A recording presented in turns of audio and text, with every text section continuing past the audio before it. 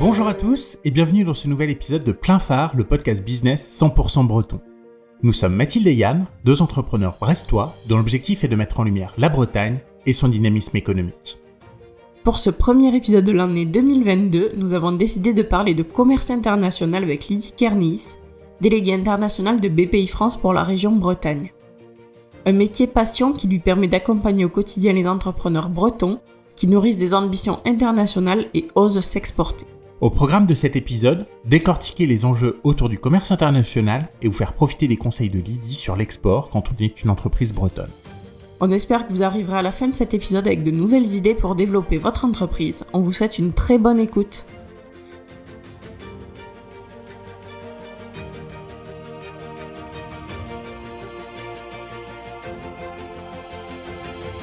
Bonjour Lydie, merci beaucoup de nous rejoindre pour un nouvel épisode de Plein Phare thématique consacré au commerce international. On va commencer par faire un petit peu connaissance avec toi. Est-ce que tu peux nous présenter BPI-France, la société dans laquelle tu travailles, et nous présenter un petit peu ton rôle chez BPI-France, s'il te plaît? Ça marche, avec plaisir. Alors, pour démarrer, on peut partir sur une présentation institutionnelle. Donc, BPI-France, c'est une société anonyme détenue par l'État.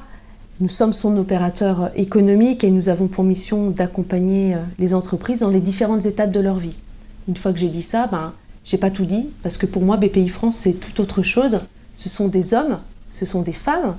Nous sommes à peu près 3400 personnes réparties dans une cinquantaine d'implantations en France, mais aussi à l'étranger. On a une quinzaine de personnes à l'étranger, avec une raison d'être. Parce que la raison d'être de BPI-France, notre mission, c'est de permettre aux entrepreneurs de s'accomplir, leur permettre d'oser et de grandir et de faire des belles choses. Alors je tiens à le citer parce que sa présentation de BPI-France m'anime, à citer Nicolas Dufour, mon directeur général, parce que pour lui, BPI-France, c'est finalement une sorte d'impresario de chef d'entreprise. Il fait le parallèle entre les dirigeants et des artistes. Il explique qu'on doit les aider à publier, les encourager lorsque ça ne va pas, les aider à lutter contre leur peur. Moi, ça me parle énormément. Et il rajoute, je reprends ces mots, une banque doit accepter d'être tutoyée par son entrepreneur comme un impresario est tutoyé par son artiste. Et je pense pouvoir vous dire que je pense que je suis tutoyée par tous les entreprises que j'accompagne. Donc ça me parle carrément. C'est que tu réussis bien ta mission. Oui, voilà, de proximité avec les entreprises. En quoi consiste ton poste de délégué international pour la région Bretagne ? Alors, quand on me pose la question, je dis souvent, j'aide les entrepreneurs à aller se faire voir ailleurs. Derrière ça, on en dit tout, mais on ne dit pas tout. Et je répète, je travaille vraiment dans une banque différente, atypique, et ça me plaît parce que je trouve que la différence est une richesse. C'est précisément mon poste d'accompagner les entreprises à l'international, ça consiste en quoi ? C'est d'amortir leur risque commercial, leur risque politique. Donc je joue avec une boîte à outils assez garnie pour accompagner les entreprises à l'international. Donc je dirais que j'ai un job de facilitateur et d'accélérateur à l'international de nos entreprises. Pedro Novo, notre directeur exécutif en charge de l'export, dit de ses équipes, de nous, que nous sommes des MOF. Meilleurs ouvriers de France à l'international. C'est gentil. Oui, c'est gentil. Et je trouve que ça a du sens parce que c'est vrai qu'on est sur de l'artisanat d'art, on est sur du sur-mesure, du façonnage, et chaque dossier, chaque projet de développement à l'international est différent. Tu l'as un petit peu évoqué en introduction. Que propose BPI-France comme solution pour les entreprises de manière très concrète? Si je suis une entreprise que je viens frapper à la porte de BPI-France, qu'est-ce que vous pouvez me proposer? Alors, sans se limiter à la partie internationale, BPI-France est vraiment une banque publique, une banque de place, une banque différente, je l'ai dit tout à l'heure, qui a un continuum d'accompagnement très vaste. On accompagne les entreprises dès la phase création jusqu'à même l'implantation de filiales à l'étranger, toute taille d'entreprise, et on a plusieurs métiers, plusieurs verticales. Et toi, comment est-ce que tu accompagnes au quotidien les entreprises bretonnes ? Mon quotidien ne se limite pas à les rencontrer. Déjà, il faut le savoir. Dans mon équipe, nous sommes 2. Je travaille avec une chargée d'affaires internationale qui est basée à Rennes, qui s'appelle Sabine Launay, qui, elle, accompagne les entreprises qui sont basées en Ille-et-Vilaine et en Côte d'Armor. Et moi, je suis basée à Brest, donc au bout du bout. Et j'aime à dire que je suis la plus à l'ouest de l'équipe de BPI France, mais la plus proche de New York. C'est vrai. Toutes les deux, on accompagne donc les entreprises de ces 4 départements, mais en interaction avec l'écosystème public, privé, en interaction avec les banquiers, en interaction aussi avec nos collègues, car nous sommes plus d'une 40aine de personnes en Bretagne. Donc c'est d'animer et de faire vivre l'activité internationale au travers de toutes ces personnes qui côtoient les entreprises pour faire grandir tout le monde, informer, former et créer une énergie collaborative. Tu participes aussi régulièrement au matinal de l'export BZH. Qu'est-ce que c'est ? Alors tout à l'heure, je vous ai parlé du parallèle entre les entrepreneurs et les artistes. Et moi aussi, finalement, j'ai eu envie de jouer à l'artiste. Je blague, mais les matinales de l'export, je n'ai pas inventé l'eau chaude. Je n'ai rien inventé. Je me suis juste inspirée de ce que mes collègues en Île-de-France, délégués internationaux, ont lancé en lien avec la Team France Export. Je l'ai adapté à la spécificité bretonne. Et ça a donné quoi ? L'idée d'accompagner des entreprises de manière individuelle les premiers mercredis de chaque mois en format phygital, c'est-à-dire ça peut être en physique ou en digital, et avec le contexte actuel Covid, c'est plus en digital. On regroupe 6 experts de l'international et bientôt 7. C'est-à-dire que là, l'entreprise se met un petit peu à nu, nous explique son projet et on va, les uns et les autres, l'accompagner, lui ouvrir les portes de nos compétences respectives. Et c'est accessible à qui ? On y participe comment ? Alors en fait, en région Bretagne, il faut bien comprendre la genèse de la création des matinales de l'export. J'avais proposé début 2000 à Bretagne Commerce International, leur directeur général Didier Sturland, de lancer ce concept. La mayonnaise n'a pas pris et c'est comme ça. Mais quand j'ai reproposé ce concept fin 2000 au CCE, les conseillers du commerce extérieur et plus particulièrement leur président Jean-Christophe Pillot, il a tout de suite vu l'intérêt de ce concept et il a dit go. L'INPI a également suivi, les douanes. Et donc en fait, on s'est rapproché des 7 technopoles. On a démarré les matinales de l'export avec le technopole de Brest, donc encore un démarrage le plus à l'ouest. On a démarré par 3 matinales pilotes et c'était facile parce qu'en fait, le technopole de Brest avait déjà identifié 8 entreprises finistériennes qui avaient envie d'international. Il les avait mis en relation avec Altios pour un accompagnement sur mesure. Et lorsque le Technopole de Brest m'a demandé de les mentorer, je leur ai dit oui, mais je leur ai dit oui avec donc, des experts de l'international. Et dans le cadre de cette Starac de l'international, c'est Matinale de l'export. Donc on a commencé en mai 2021 avec les 8 entreprises proposées par le Technopole de Brest. Ensuite, nous avons dupliqué ce concept avec le Technopole de Vannes, VIP. On a fait 2 sessions.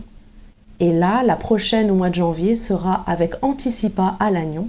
Et le planning, l'agenda pour 2022 est complet et nous déployons avec les 7 technopoles de Bretagne. Merci pour ces explications sur BPI France et ce que tu fais au quotidien. On va parler davantage de commerce international. On entend régulièrement que la mondialisation, c'est le grand mal du XXe et du XXIe siècle. Est-ce que tu peux nous dire depuis combien de temps le commerce international existe ? Alors le commerce international existe depuis des siècles, ça c'est certain. On peut parler de la route de la soie. La mondialisation certainement a provoqué des chocs systémiques, mais elle nourrit aussi la croissance. Donc vraiment, le commerce international existe depuis toujours, c'est ce qu'il faut retenir. Quelle est la première étape lorsqu'on souhaite se développer à l'international ? D'abord, je dirais, c'est de se poser la bonne question. Pourquoi ? Pourquoi l'international ? C'est la question avant d'engager une étape d'internationalisation. Alors je m'explique, nombreuses sont les raisons qui peuvent pousser les entreprises à envisager un développement à l'international. Un marché saturé, l'émergence de concurrents, bref, j'en passe. Mais la plupart du temps, ce que je vais expliquer, c'est qu'on est en mode subi. Et pour l'entreprise, elle se tourne vers des marchés extérieurs, mais elle ne l'a pas choisi, elle n'a pas travaillé son projet. Et ça, c'est vraiment pas la bonne méthode. Et j'ai envie de citer Antoine de Saint-Exupéry qui dit un but sans plan est juste un souhait. Donc il faut vraiment avoir un plan et ne pas être en mode subi.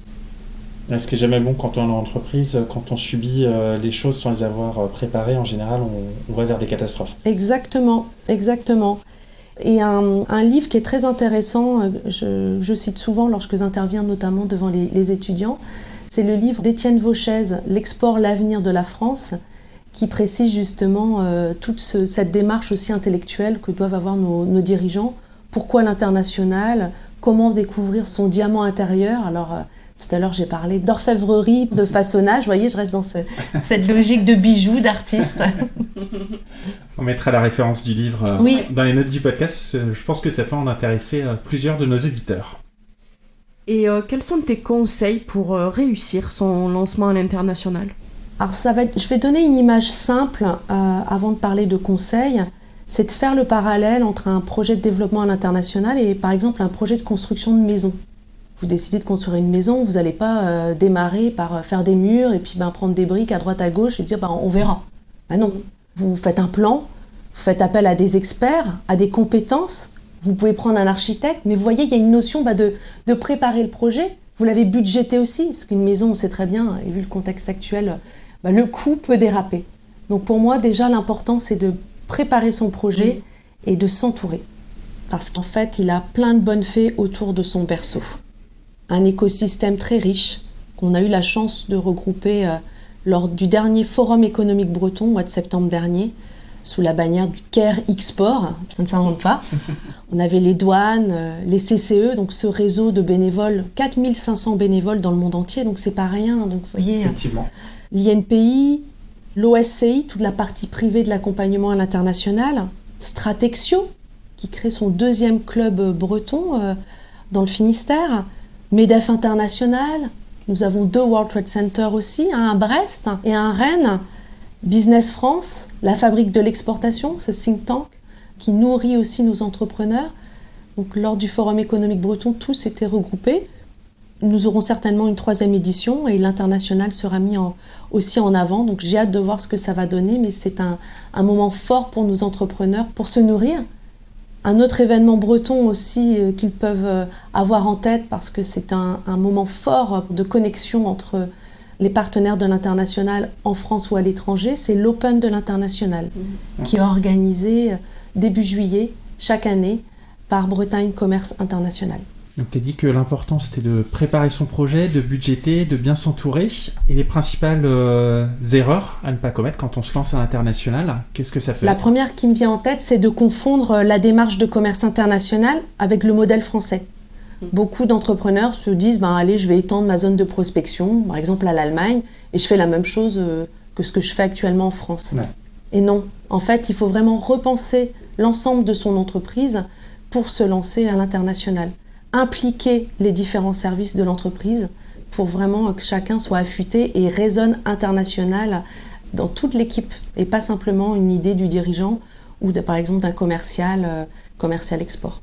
Ouais, parce que les spécificités à l'international, c'est pas juste avec des pays un petit peu éloignés. On pense tout de suite notamment à l'Asie où on a des traditions commerciales un petit peu différentes, mais avec des pays proches, tu cites l'Allemagne, il y a des spécificités à prendre en compte aussi. Tout à fait, et encore plus l'Allemagne. Certes, c'est le premier pays partenaire de la France et même des Bretons, mais je considère, pour moi, exporter en Allemagne, c'est déjà aussi une belle réussite parce qu'ils ne sont pas faciles, les Allemands. Et pour revenir sur cette notion d'erreur à ne pas commettre, c'est souvent aussi de sous-estimer la dimension financière. Je vous en ai parlé tout à l'heure, de bien budgéter le coût d'un développement à l'international sur plusieurs années. Le temps nécessaire pour la prospection, parce que beaucoup se disent « allez hop, il n'y a qu'à Faucon et c'est parti », mais non, c'est très très long. Quand on voit le contexte sanitaire que l'on vit, ça prend encore plus de temps de mener à bien son projet de développement à l'international dans certains cas de figure. Parce qu'il n'y a plus tous les salons internationaux. Exactement. Et le volet RH, l'encadrement RH, et c'est de se dire aussi, est-ce que j'ai les compétences en interne ou est-ce que je m'entoure de personnes de l'externe et que je joue avec cette variable d'externalisation de la fonction export. Tu parlais de budget, mais quels sont les coûts liés au développement international ? Alors, il y a plusieurs types de coûts. Des coûts de déplacement, on en a parlé, des coûts d'adaptation de produits, des coûts de recrutement, si on vient staffer son service export, des coûts juridiques, lorsqu'il y a des contrats commerciaux à adapter. On a une liste exhaustive de différents types de dépenses que l'on peut nous accompagner, notamment via un outil qui s'appelle l'assurance prospection, dont on parlera tout à l'heure. D'accord. Conseilles-tu à tout type d'entreprise de se lancer à l'export ou est-ce qu'il y a des domaines plus adaptés que d'autres ? Alors tout type d'entreprise, je dirais non, parce qu'en fait, la notion de diamant intérieur, tout le monde ne l'a pas. Ça ne sert à rien de vouloir l'international si on n'est pas structuré en interne, si on se rend compte que d'autres le font sur le pays imaginé. Je prends l'exemple de certaines typologies d'exportation. On a longtemps focusé sur les exportations de marchandises. Et en fait, finalement, des fois, cette notion de diamant intérieur, on ne l'attend pas où il devait être. Beaucoup d'entreprises qui exportent des services, finalement, trouvent leur compte aussi et leur terrain de jeu est mondial. Dans le domaine de la santé, dans le domaine de la formation à distance grâce au e-learning.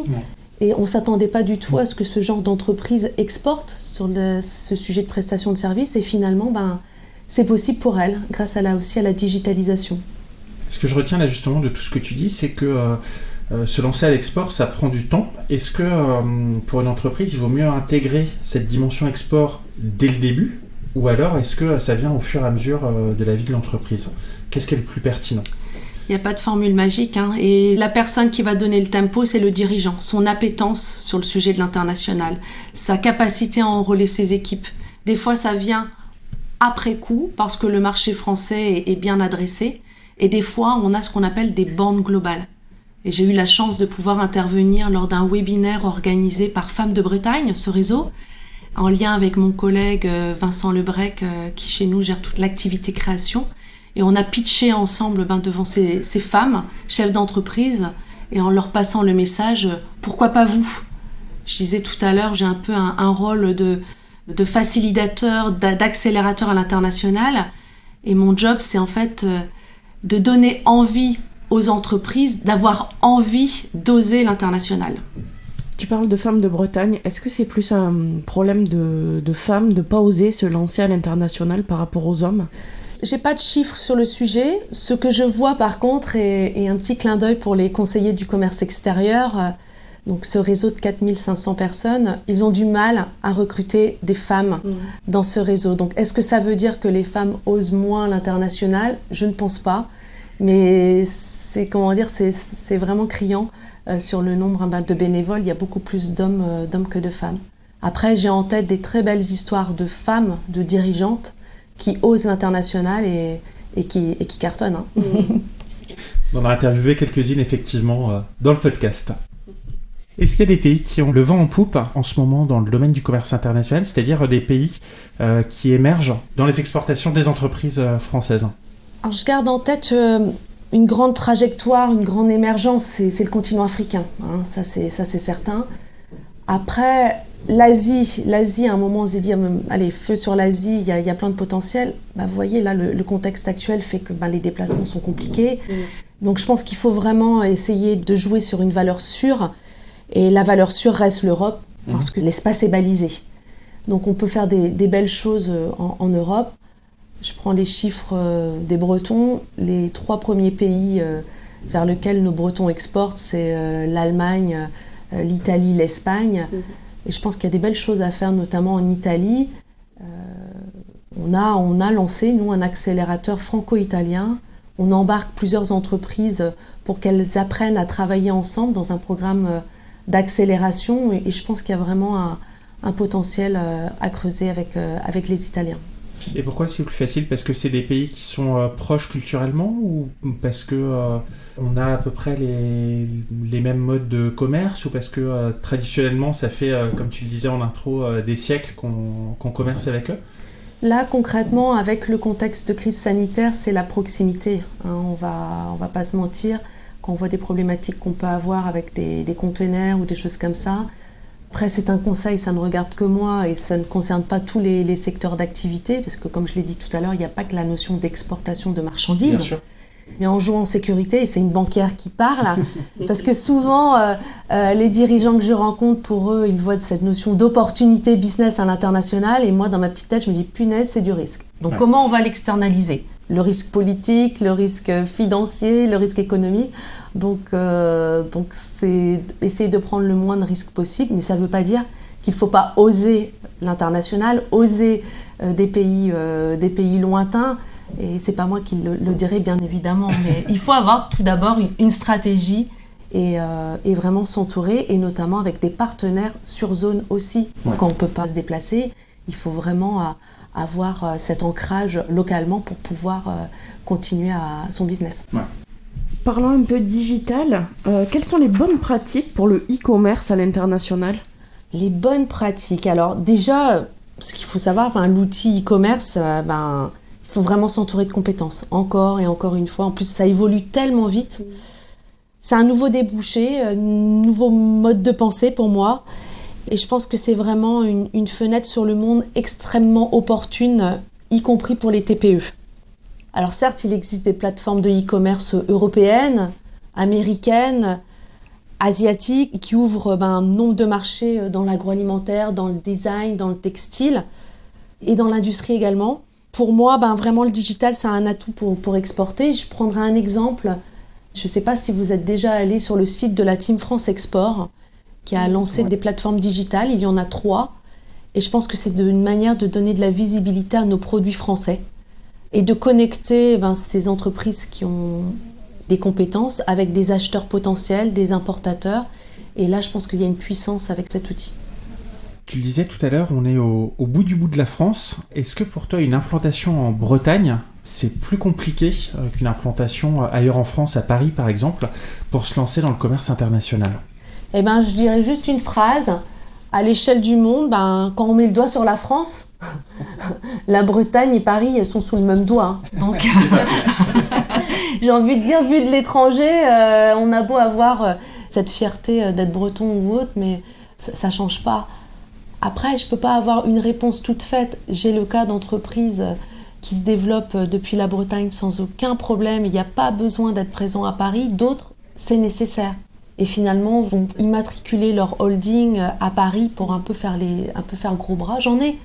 Mais j'ai envie de dire, je pense que vu de l'autre bout du monde, c'est vraiment cette logique française qu'il faut mettre en avant. Ok. Est-ce que tu peux nous donner la part d'entreprises bretonnes qui commercialisent à l'export ? Et est-ce que c'est un bon chiffre par rapport à la moyenne française ? Alors, il y a un document sur lequel je m'appuie beaucoup, en fait, qui est la dernière enquête biannuelle des entreprises bretonnes à l'international. Les chiffres sont là, on affiche 3600 entreprises exportatrices, 2200 qui exportent régulièrement. Mais pour moi, ces chiffres ne sont pas bons, parce qu'on ne tient compte que des exportations de marchandises, pas des exportations de services. Et je pense qu'on a vraiment des compétences et un terreau en Bretagne d'entreprises qui exportent leurs services qui ne sont pas prises en compte. Tout ce que je peux te dire, c'est que c'est vrai que la région Bretagne n'est pas la région la plus importante au niveau du nombre des exportateurs, mais on a vraiment un potentiel énorme. Et je dis souvent, l'innovation et l'international font très bon ménage. Et on a beaucoup d'entreprises innovantes qui sont, par exemple, dès leur phase création, des bornes globales. Donc on a vraiment à creuser ce sujet de cette interaction entre l'innovation et l'international en région Bretagne.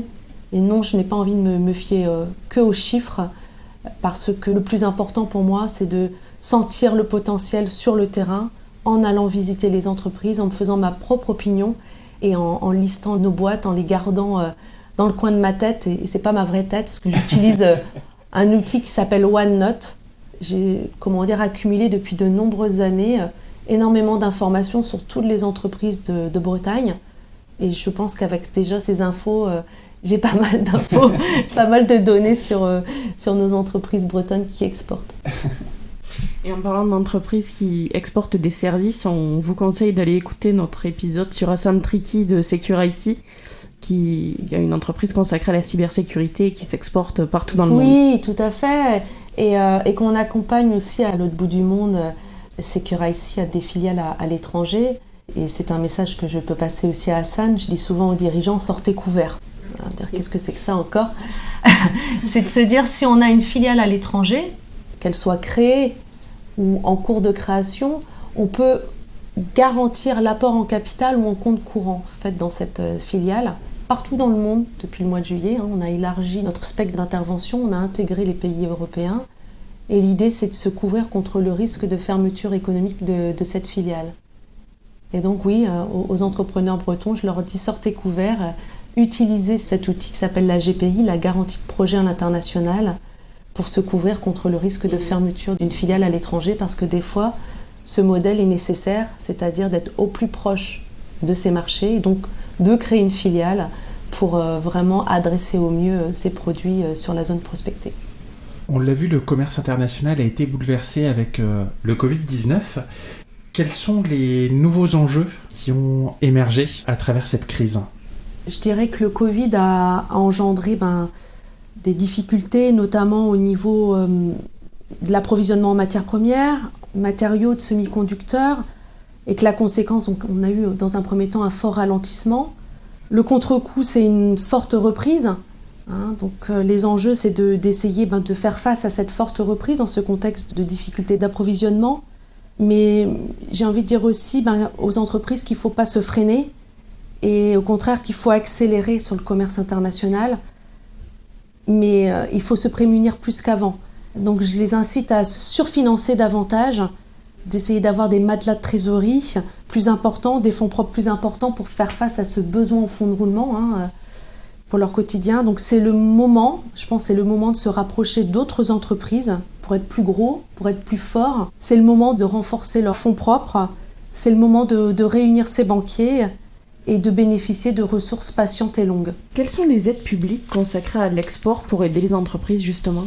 Alors les aides publiques, les entreprises exportatrices ont bénéficié d'un plan de relance export qui a été largement expliqué au cours de l'année 2021.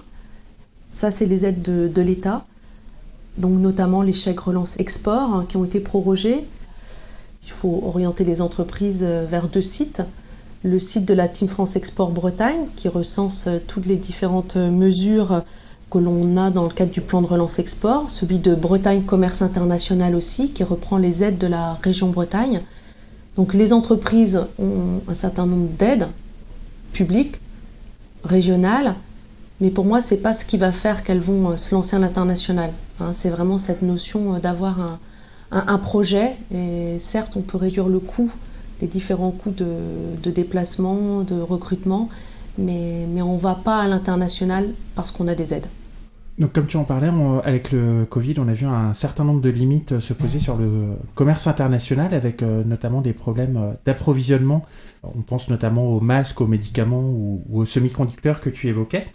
En ce moment, il y a beaucoup de voix qui s'élèvent pour demander la relocalisation de l'industrie française. Déjà, qu'est-ce que tu en penses ? Et est-ce que tu penses que c'est vraiment possible pour tout type d'industrie, ou est-ce que c'est juste des effets d'annonce ? Alors je dirais que déjà, on ne constate pas de mouvement massif de relocalisation, mais plus des arbitrages de régionalisation. On le voit dans le textile en Europe du Sud, on se rapproche. On le voit dans l'aéronautique ou la santé en Europe. Donc il y a aujourd'hui un effort d'arbitrage au regard des prix du fret maritime qui ont été multipliés par je ne sais plus combien. Donc il y a vraiment cette volonté de régionaliser. Et il faut se rendre compte aussi que produire en Chine devient moins compétitif. Les prix montent en Chine en termes de prix de revient. Si on rajoute le prix du fret, donc les arbitrages se font vite. Donc je dirais la relocalisation, oui, mais pas pour tout type d'activité. Oui, ça peut être un avantage, elle est gérable, et notamment pour les produits haut de gamme.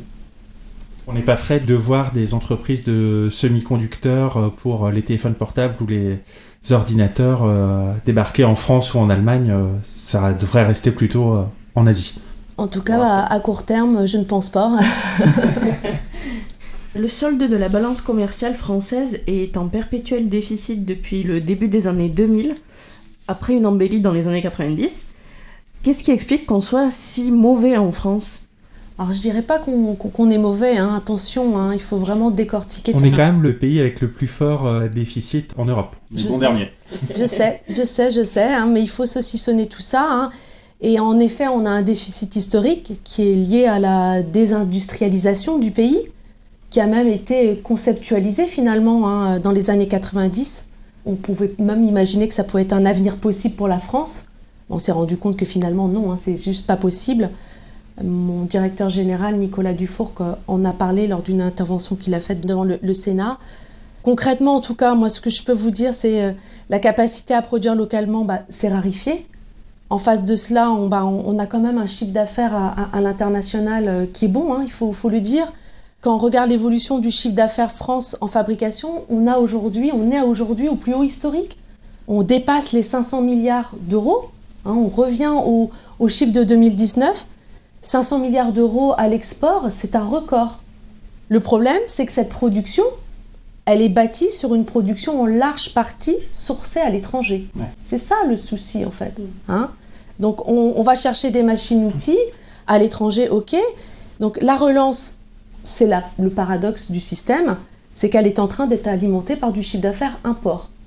Donc, on fait quoi ? Ok, on a une balance qui se creuse, parce que plus on vend et plus on importe. Donc, il faut aussi préciser, quand on parle de ce déficit, quand on rajoute à la crise du Covid l'impact que ça a eu sur notre flux touristique, il faut en tenir compte aussi. Parce que la France, je le rappelle, est la première destination au monde. Nous accueillons chaque année 90 millions de visiteurs. Les touristes de la France sont dans la balance du commerce extérieur. Et quand ils ne sont pas là, on a un impact en moins sur la balance du commerce extérieur. Et puis pour pondérer un petit peu mon propos de tout à l'heure, le pays qui en volume a le plus fort déficit de sa balance commerciale, ça reste la Chine, qui est pourtant un titan en termes d'exportation mondiale.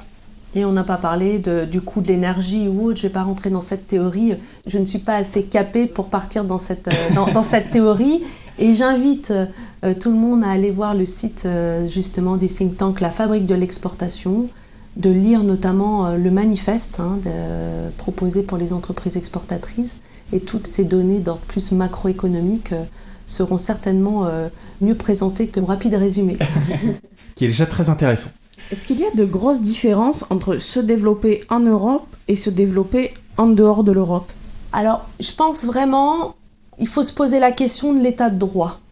Si je décide de commercer avec un pays autre qu'européen, c'est de se dire en cas de litige, est-ce que je vais avoir un procès équitable ? C'est tout bête, mais de se dire, est-ce que je suis protégée ? Et je donne un exemple, ce que souvent les entrepreneurs voient comme une opportunité, nous on le voit, le banquier, comme une notion de risque à externaliser. Je ne citerai pas le nom de cette entreprise bretonne, mais j'ai eu cette année le cas de figure d'une entreprise qui voulait créer une filiale au Mali, parce qu'ils avaient un business là-bas. On ne les a pas suivis dans leur projet. Le Mali est une zone rouge. C'était vraiment pas leur rendre service que leur dire oui, on garantit vos apports en capital et en compte courant de cette filiale. C'était vraiment aussi de les sensibiliser et de protéger les salariés. Donc le projet va être décalé. Mais voilà, c'est de se poser la question aussi, de prendre en compte le côté géopolitique aussi du sujet. Nos amis britanniques ont quitté l'Union européenne récemment. Certains diront qu'ils n'ont jamais vraiment fait partie de l'Europe. Comment ça se passe maintenant l'export avec le Royaume-Uni ? On a vu qu'il y avait quelques petites difficultés d'approvisionnement. Qu'est-ce qui a changé par rapport à il y a encore quelques mois ? C'est plus administratif. C'est sans doute plus documentaire et notamment auprès des douanes. Et je tiens vraiment là à saluer le travail des douanes réalisé pour aider nos entreprises, pour leur faciliter le travail. Bretagne Commerce International a aussi organisé beaucoup de webinaires pour sensibiliser nos Bretons. Mais en fait, concrètement, véritablement, pour le moment, on ne mesure pas de drame économique ou financier. La vie est plus compliquée, mais les affaires continuent. Et je me dis que c'est peut-être aussi une opportunité pour nous, les Bretons, de se rapprocher de l'Irlande. Et on a reçu, il y a quelques semaines, notre ambassadeur de France en Irlande, à Rennes, pour un échange, pour une interaction avec les entreprises bretonnes, et de se dire de faire des contextes de crise, des opportunités. Et je pense que là, ça peut être l'occasion aussi de créer plus de liens avec d'autres pays celtes. Et je sais que c'est un sujet qui tient à cœur au président de région, Loïc Chenet-Gérard, qui veut organiser un forum en 2022 entre nos Bretons et les différents pays celtes. Alors justement, Irlande versus le reste du Royaume-Uni, ça ouvre à une autre problématique qui est celle du taux de change. Qu'est-ce que ça implique dans le domaine du commerce international en termes de difficultés supplémentaires ? Qui dit taux de change dit devise. Or, encore une fois, il faut oser la devise. Et moi, j'ai beaucoup d'entrepreneurs qui me disent moi, je commerce en euros. Donc finalement, il n'y a pas de risque de change, vous allez me dire. Mais le risque de change, ils le font porter à leur acheteur, en face, qui lui, dans ces cas-là, va peut-être choisir un autre opérateur, qui lui aura osé la devise. Donc moi, ce que je vois au niveau du taux de change, certes, il y a une variation des devises qu'on subit, mais une entreprise qui ose la devise, mais qui ne se couvre pas, peut perdre toute sa marge. Et ce que nos entrepreneurs oublient, c'est que nous avons un dispositif qu'on gère au nom et pour le compte de l'État, qui s'appelle l'assurance change. Ouais. Et dès la phase négociation, nous sommes capables, avec cet outil, de neutraliser le risque de change. L'exportateur ne gagne ni ne perd, mais au moins il a plus de chances de remporter le contrat avec son acheteur parce qu'il a osé la devise et finalement il ne fait pas porter le risque de change à l'acheteur en face. En termes de développement commercial, il y a un outil qui est devenu essentiel ces dernières années, c'est les réseaux sociaux. On voit qu'il y a une sacrée différence entre les réseaux sociaux américains qui sont internationalisés et les réseaux chinois qui sont vraiment propres au pays. Quels sont tes conseils pour les entreprises qui voudraient communiquer en Chine ? C'est une très bonne question et c'est un sujet que j'avais eu l'occasion d'aborder avec Camille Verchery, qui est le cofondateur d'une société qui s'appelle VVR International, qui est membre de l'OSCI. On avait abordé ce sujet lors d'un atelier qu'on avait co-animé à BIG, BPI France InnoGénération. Et comment dire, je trouvais ça intéressant parce qu'il expliquait, Camille, très facilement que la première chose à comprendre, les réseaux sociaux sont beaucoup plus nombreux en Chine. Et que si un Chinois il cherche de l'info sur un produit, il va systématiquement aller sur les réseaux sociaux et pas qu'un seul. Donc la communication en Chine, la communication digitale est essentielle. Mais il faut bien avoir en tête qu'on ne peut pas être juste à un seul endroit, qu'il faut être sur plusieurs endroits, plusieurs réseaux sociaux en même temps, et c'est ça la difficulté. Et idéalement, il faut être sur 6-7 réseaux en même temps. Alors, on a Weibo, WeChat, Little Red Book, Baidu, enfin bref, j'en cite quelques-uns. Et vraiment le plus dur pour l'entreprise française, c'est d'avoir de l'info unifiée, cohérente. Et il y a encore toujours une histoire de coût. Ça coûte très cher de communiquer en Chine. Et le plus dur, ça va être en fait de drainer du flux. C'est bien beau d'être présent sur ces réseaux sociaux, mais d'amener du flux. Donc c'est un vrai métier, ça ne s'improvise pas. Encore et toujours, c'est de s'entourer et de faire appel à des professionnels. Dernière petite question, quand on a des équipes implantées partout dans le monde, comment est-ce qu'on peut faire pour conserver une cohésion ou une identité ? Parce que qui dit commerce international, tu l'as évoqué, ça implique un développement commercial à l'étranger, souvent avec des équipes sur site. On l'a vu à de nombreuses reprises avec les entreprises qu'on a fait passer dans le podcast. Comment est-ce qu'on fait pour garder le lien ? On utilise Klaxoon. En plus, c'est une société rennaise, entreprise du Next 40, BPI France Excellence, Coq Vert, une de nos participations Ambition Numérique. Non, sans faire de pub pour Klaxoon, je veux dire, il y a des outils pour vraiment créer du lien et créer un travail collaboratif. Et je pense que celui qui en parlera le mieux, c'est Mathieu. Donc j'espère qu'on le verra un jour dans votre podcast. Et on serait ravis de recevoir Mathieu de Cher dans notre podcast pour en parler avec lui. Je lui passerai un petit message, mais c'est un outil très puissant et ils sont vraiment très, très tournés à l'international. C'est une belle réussite bretonne. Merci beaucoup pour toutes tes réponses concernant le commerce international. On va passer aux questions de plein phare. Quel est ton endroit préféré en Bretagne ? Franchement, je n'en ai pas. Je n'en ai pas parce que je suis allée dans beaucoup d'endroits en Bretagne. J'ai aucun mérite, je suis née à Landerneau, donc je suis bretonne jusqu'au bout des ongles. Je vais dire que ça dépend de mon état d'esprit et ça dépend de la saison. Parce que j'ai fait beaucoup de bateaux avec ma famille et un coin qui nous tient à cœur, c'est l'île de Groix. Parce qu'on partait de Brest et qu'on a fait beaucoup de cabotage, de virées dans le golfe du Morbihan. Donc je citerai le golfe du Morbihan, je citerai l'île de Groix, mais au niveau par exemple du département du Finistère, j'aime beaucoup Camaret, parce que j'ai des souvenirs très très forts aussi, de bateaux, mais pas que. Alors la côte nord, Plouguerneau avec Lilia, pareil, un gros coup de cœur. Saint-Malo, quand on veut partir en Angleterre, en Irlande, c'est aussi magique cette cité corsaire. Dans le 22, Perros-Guirec, pareil, j'ai beaucoup de souvenirs dans ces coins-là. Donc j'ai envie de dire, j'en ai pas un parce que tout est beau, mais je suis absolument pas objective. Et autant côté mer que côté terre, parce que quand on va se balader dans la forêt de Brocéliande que j'ai découvert il y a peu de temps, c'est juste magique, féerique. Et tu rajoutes ça à une ambiance, tu vois, un peu d'automne. Je préfère aller en automne dans la forêt de Brocéliande et passer mon été à l'île de Groix en bateau. Mais on a une diversité de lieux, d'ambiance. C'est vraiment chouette. C'est vrai qu'on a beaucoup de chance. Énormément. Mais il faut se le dire tous les jours. Hein. C'est vrai. Ah bah moi, je me le dis tous les jours. Je suis hyper chanceuse de travailler et de vivre dans la région qui me tient autant à cœur. Du coup, tu es bretonne de naissance. Qu'est-ce que ça représente pour toi d'être bretonne ? Qu'est-ce que ça signifie ? Alors j'ai travaillé la question parce que j'ai écouté vos différents podcasts et j'ai travaillé, j'ai brainstormé sur le sujet parce que je me suis dit mais c'est quoi en effet être bretonne ? C'est pas juste avoir un caractère bien trempé, d'afficher qu'on s'appelle Carnéis ou autre. Je pense qu'être breton c'est vraiment aussi, c'est dans son cœur.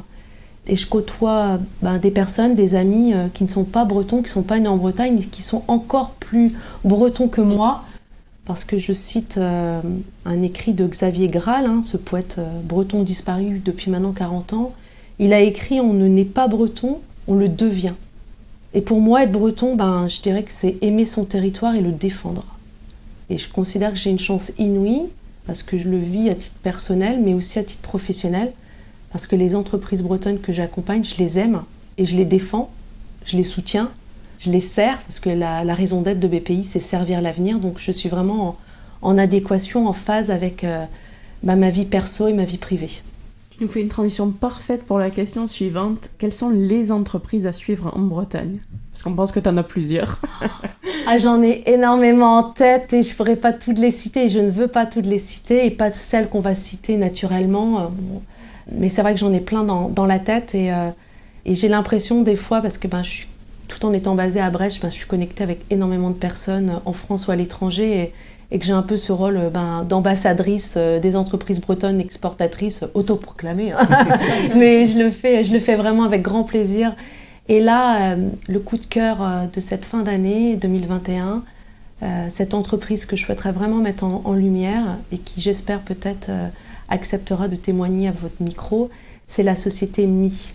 Est-ce que vous avez entendu parler de Mi Collection ? Pas du tout. Voilà, donc je fais un peu de teasing. Mi, alors ça veut dire Made in India, dire mais qu'est-ce qu'elle raconte, celle qui va soutenir les entreprises bretonnes qui exportent. C'est vrai que ça sent pas très breton, dit comme ça. C'est une histoire, une très belle histoire entre deux personnes, Bapan Dutta, qui est indien, et Lucie, sa femme, qui elle donc est française, qui sont basées en Bretagne depuis peu. Et c'est une très belle histoire d'interculturalité. Et je vous laisserai découvrir ce qu'ils ont créé. On est dans le domaine de la mode.